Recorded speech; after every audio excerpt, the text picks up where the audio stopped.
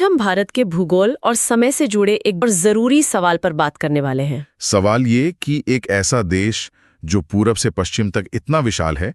हम गोंडवाना लैंड से हिमालय बनने के सफर को समझेंगे और ये भी जानेंगे कि भूगोल, समय और नीति का एक अनूठा विश्लेषण होने वाला है। चलिए शुरू करते हैं। तो सबसे पहले स्लाइड 1 पर आते हैं। महाद्वीपों की टक्कर। ये समझना बहुत जरूरी है कि जिस जमीन पर हम आज हैं वो हमेशा से यहाँ नहीं थी। मतलब करोड़ों साल पहले की बात कर रहे हैं आप? जी बिल्कुल। करोड़ों साल पहले भारत एक बहुत बड़े महाद्वीप का हिस्सा था जिसका नाम था गोंडवाना लैंड। अच्छा, गोंडवाना लैंड। इसमें और कौन कौन से देश शामिल थे? इसमें आज का अफ्रीका, दक्षिण अमेरिका, ऑस्ट्रेलिया और अंटार्कटिका, ये सब एक साथ जुड़े हुए थे, एक विशाल भूभाग। फिर इसमें बदलाव कैसे आया? फिर पृथ्वी के अंदर जो टेक्टोनिक प्लेट्स हैं उनमें हलचल हुई और इस हलचल की वजह से इंडो ऑस्ट्रेलियन प्लेट टूटकर उत्तर की ओर खिसकने लगी। और ये यात्रा कोई छोटी मोटी नहीं थी, है ना? इसमें तो लाखों साल लगे होंगे। हाँ, लाखों साल। और उत्तर में ये प्लेट टकराई यूरेशियन प्लेट से। और वो टक्कर बहुत जबरदस्त रही होगी। बहुत जबरदस्त। कल्पना कीजिए, 2 विशाल भूभाग आपस में टकरा रहे हैं। उनके बीच में एक सागर था, टेथिस सागर। तो उस सागर का क्या हुआ? टक्कर के दबाव से उस सागर की पूरी तलछट, मतलब मिट्टी और चट्टानें, वो सब ऊपर उठने लगीं और इसी से जन्म हुआ दुनिया की सबसे ऊंची पर्वत श्रृंखला हिमालय का। और ये प्रक्रिया आज भी चल रही है? जी, ये आज भी जारी है। भारतीय प्लेट अभी भी हर साल लगभग 5 सेंटीमीटर की रफ्तार से उत्तर की ओर खिसक रही है। अच्छा, इसीलिए हम सुनते हैं कि हिमालय की ऊंचाई आज भी बढ़ रही है। बिल्कुल। परीक्षा के लिहाज से याद रखें कि ये टक्कर लगभग 5.5 करोड़ साल पहले सेनोजोइक युग में शुरू हुई थी। नक्शे पर भारत ठीक ठीक कहाँ है? देखिए, जैसा कि आप ग्लोब पर देख सकते हैं, भारत पूरी तरह से उत्तरी गोलार्ध में है, मतलब भूमध्य रेखा के उत्तर में। और इसके अक्षांश और देशांतर क्या है? इसका जो अक्षांशीय विस्तार है वो दक्षिण में 8 डिग्री 4 मिनट उत्तर से लेकर उत्तर में 37 डिग्री 6 उत्तर तक है। और देशांतरीय?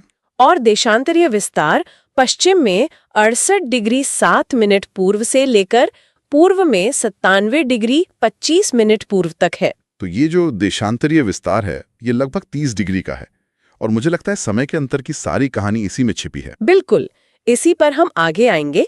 एक और जरूरी बात, कर्क रेखा जो 23 डिग्री 30 मिनट उत्तरी अक्षांश पर है वो देश के लगभग बीच से गुजरती है। अच्छा, और वो भारत को लगभग 2 बराबर हिस्सों में बांट देती है ना? जी। एक और जरूरी तथ्य, भारत का जो सबसे दक्षिणी बिंदु है वो इंदिरा पॉइंट है। ये तो मुख्य भूमि पर नहीं है? नहीं, ये ग्रेट निकोबार द्वीप में था। 2004 की सुनामी में ये समुद्र में डूब गया। ठीक है, अब स्लाइड 3 पर आते हैं। भारत का विशाल विस्तार, ये देश कितना बड़ा है? ये एक बहुत विशाल देश है। अगर हम उत्तर में कश्मीर से दक्षिण में कन्याकुमारी तक की दूरी देखें तो वो है 3214 किलोमीटर। 3000 किलोमीटर से भी ज्यादा। और पूरब से पश्चिम?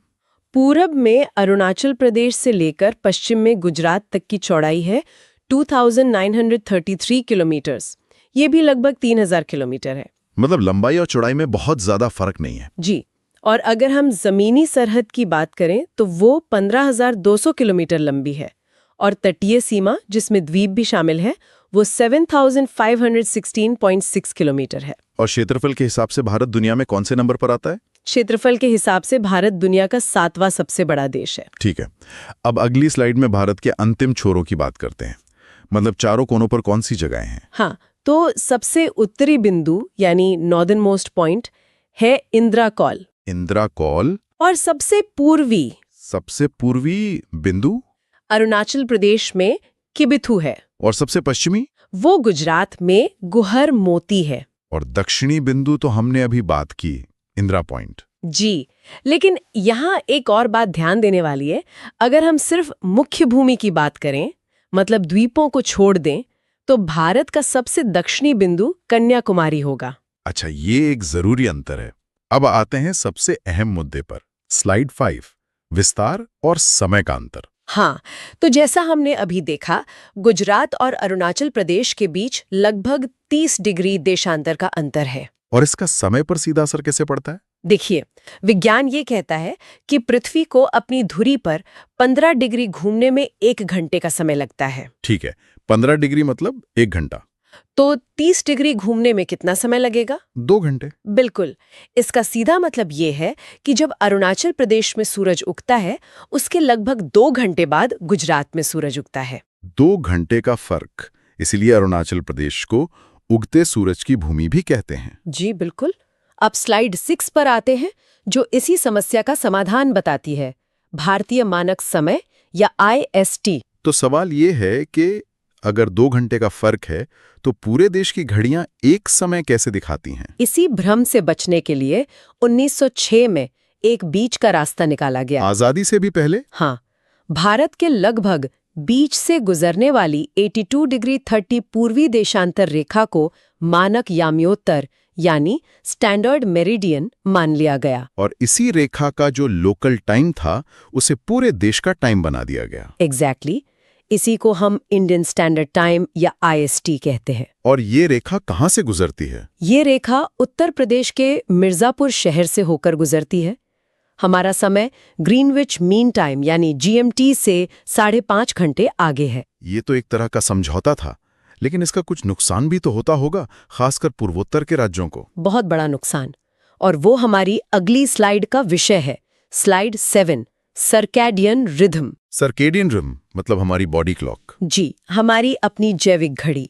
हमारे शरीर के अंदर एक प्राकृतिक घड़ी होती है जो सूरज की रोशनी के हिसाब से काम करती है कि कब जागना है, कब सोना है। तो पूर्वोत्तर में क्या होता है? अब सोचिए, पूर्वोत्तर के राज्यों में सूरज सुबह 4 बजे निकल जाता है, लेकिन दफ्तर और स्कूल तो पूरे देश की तरह 10 बजे ही खुलते हैं। मतलब दिन की कीमती रोशनी के कई घंटे बर्बाद हो जाते हैं। बर्बाद होते हैं और लोगों के स्वास्थ्य पर भी बुरा असर पड़ता है। उनकी दिनचर्या उनकी प्राकृतिक साइकिल से मेल नहीं खाती। ये विषय इतना महत्वपूर्ण है कि 2017 में इसी पर काम के लिए नोबेल पुरस्कार भी दिया गया था। स्वास्थ्य के अलावा इसका कोई आर्थिक असर भी है, जो हमारी अगली स्लाइड का टॉपिक है? हाँ, स्लाइड 8, अर्थव्यवस्था और ऊर्जा की हानि। इसका एक बहुत बड़ा आर्थिक नुकसान भी है। वो कैसे? पूर्वी भारत में शाम को जल्दी अंधेरा हो जाता है, सूरज जल्दी ढल जाता है, लेकिन काम तो IST के हिसाब से देर तक चलता है। तो ज्यादा बिजली इस्तेमाल होती है। बिल्कुल। एक अनुमान के मुताबिक इस वजह से हर साल लगभग 2.7 बिलियन यूनिट बिजली बर्बाद होती है। 2.7 बिलियन यूनिट, ये तो बहुत ज्यादा है। और अगर हम इस बिजली को बचा पाएं तो भारत को सालाना लगभग 1000 करोड़ रुपए की बचत हो सकती है। 1000 करोड़ रुपए? इस समस्या से निपटने के लिए क्या वहां के लोग कुछ करते हैं? करते हैं। असम के चाय बागानों में अनौपचारिक रूप से एक अलग समय का पालन होता है, जिसे चाय बागान टाइम कहते हैं। ये IST से 1 घंटा आगे होता है। अच्छा, तो उन्होंने अपना समाधान खुद ही निकाल लिया है। एक तरह से हाँ। तो अब आते हैं स्लाइड 9 पर। समाधान क्या है? क्या 2 टाइम जोन? यही सबसे सीधा समाधान लगता है। और इस पर काफी काम भी हुआ है।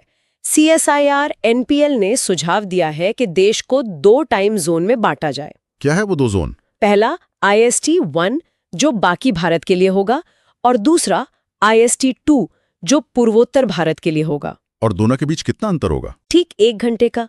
दुनिया के दूसरे बड़े देश भी तो ऐसा ही करते हैं। फ्रांस में 12 और रूस और अमेरिका में 11-11 टाइम जोन है। तो अगर ये इतना तार्किक है और दूसरे देश कर रहे हैं तो हम क्यों नहीं कर पा रहे हैं? क्या खतरे हैं? स्लाइड 10। हाँ, इसके अपने खतरे और चुनौतियां हैं। सबसे बड़ा खतरा है रेलवे दुर्घटनाओं का। रेलवे? वो कैसे? देखिए, भारत का रेलवे नेटवर्क बहुत विशाल और जटिल है। अगर 2 टाइम जोन होंगे तो ट्रेनों की टाइमिंग में जरा सी भी गड़बड़ी बड़े हादसों का कारण बन सकती है। खासकर उन जगहों पर जो 2 टाइम जोन के बॉर्डर पर होंगी। जी, वहां अराजकता फैल सकती है। लोगों के लिए बार बार अपनी घड़ियां सेट करना भी मुश्किल होगा। और कोई वजह? एक राजनीतिक अलगाव का खतरा भी है। मतलब हो सकता है कि उत्तर पूर्व के लोग खुद को देश के बाकी हिस्सों से और अलग महसूस करने लगें। अच्छा, तो ये सुरक्षा और एकता से जुड़ी चिंताएं हैं। तो क्या कोई और विकल्प है? स्लाइड 11। हाँ, 2 टाइम जोन के अलावा और भी विकल्प हैं। एक सुझाव NIAS ने दिया है। क्या सुझाव है उनका? कि IST को स्थायी रूप से 30 मिनट आगे बढ़ा दिया जाए, मतलब UTC + 6.00 कर दिया जाए। इससे पूरे देश की घड़ी आधा घंटा आगे हो जाएगी। हाँ, इससे देश को बांटना भी नहीं पड़ेगा और ऊर्जा की कुछ बचत भी हो जाएगी। और दूसरा विकल्प? दूसरा विकल्प है डेलाइट सेविंग टाइम का। इसमें गर्मियों के महीनों में घड़ी को 1 घंटा आगे कर दिया जाता है ताकि दिन की रोशनी का बेहतर इस्तेमाल हो सके। ठीक है, अब जरा दुनिया के बाकी देशों पर नजर डालते हैं। स्लाइड 12, विश्व में टाइम जोन। जैसा हमने पहले भी बात की, फ्रांस में अपने विदेशी क्षेत्रों की वजह से 12 टाइम जोन हैं। और रूस और अमेरिका जैसे बड़े देशों में 11-11। जी, लेकिन दूसरी तरफ चीन का उदाहरण भी है।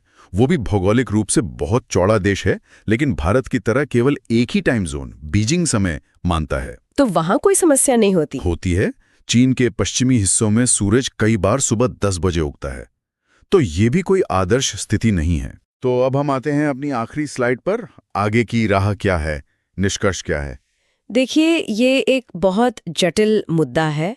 इसके कोई आसान जवाब नहीं है। मतलब हमें ऊर्जा की बचत और रोजमर्रा की व्यवहारिक दिक्कतों के बीच एक संतुलन बनाना होगा। बिल्कुल। एक तरफ लोगों का स्वास्थ्य और हजारों करोड़ की बचत है और दूसरी तरफ रेलवे की सुरक्षा और देश की एकता जैसी चिंताएं। तो इसका हल क्या है? हल यही है कि सरकार को और ज्यादा डेटा इकट्ठा करने और सभी पक्षों के साथ विस्तार से चर्चा करने की जरूरत है। और मुझे लगता है कि तकनीक भी इसमें एक बड़ी भूमिका निभा सकती है। सही कहा। आज हमारे पास जीपीएस और ऑटोमेटेड सिग्नलिंग सिस्टम है, तो निष्कर्ष यही है कि चाहे एक टाइम जोन हो या 2, अंतिम लक्ष्य देश का विकास और नागरिकों की भलाई होना चाहिए। तो ये एक ऐसी बहस है जो अभी जारी रहेगी। जी, और इस पर एक सूचित निर्णय लेना बहुत जरूरी है। उम्मीद है आज की इस चर्चा ने आपको इस विषय को समझने में मदद की होगी और इसके सभी पहलुओं से आपको अवगत कराया होगा।